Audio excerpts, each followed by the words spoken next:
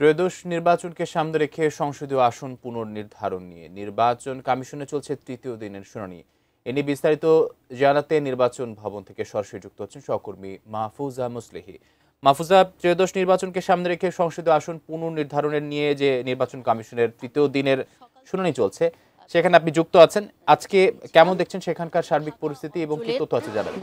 28টি সংসদীয় আসন পুনর্নির্ধারণের যেই শুনানি সেটি কিন্তু চলছে, এখনো পর্যন্ত কিন্তু এটি চলছে। তবে দুপুর 2:30টা পর্যন্ত যে খবরটি আমাদের কাছে আছে, মোট 14টি সংসদীয় আসনের শুনানি কিন্তু এরই মধ্যে শেষ হয়েছে।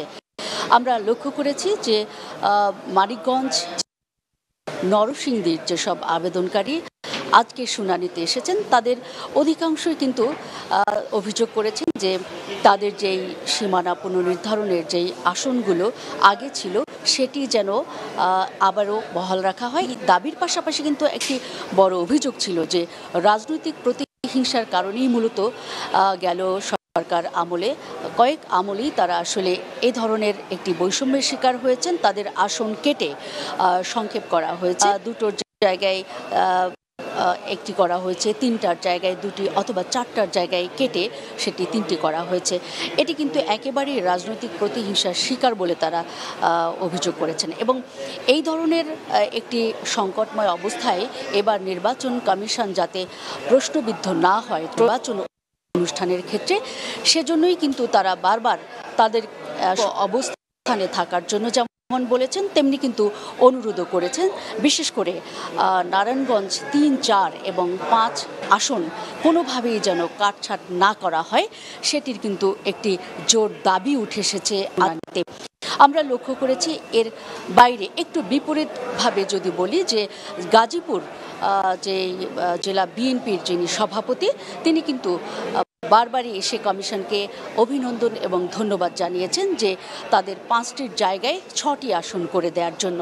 সেখানে যেমন জনবসতি বেশি, তেমনি কিন্তু তাদের উন্নয়ন অব্যাহত রাখার ক্ষেত্রে নির্বাচন কমিশনের এই যে অবস্থান, সেটি কিন্তু আরও বেশি মঙ্গলময় এবং জনস্বার্থপূর্ণ হবে বলে তারা আশাবাদ ব্যক্ত করেছেন।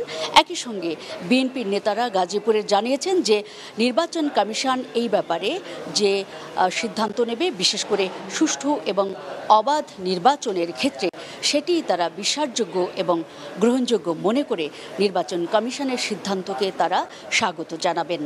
এছাড়া বিভিন্ন জেলা থেকে যারা এসেছেন তারাও কিন্তু সরকারকে যেমন সাধুবাদ জানিয়েছেন যে এই ধরনের একটি পদক্ষেপ তারা নিয়েছেন এবং নির্বাচন কমিশনকে তারা যে প্রভাবিত করেছেন একটি সুষ্ঠু নির্বাচনের জন্য আপিল করার জন্য এবং দাবি নিষ্পত্তির জন্য যে ব্যবস্থা কমিশনকে নেয়ার জন্য সরকারকে তারা ধন্যবাদ জানিয়েছেন, সেটিও কিন্তু লক্ষণীয় ছিল আজকের শুনানিতে।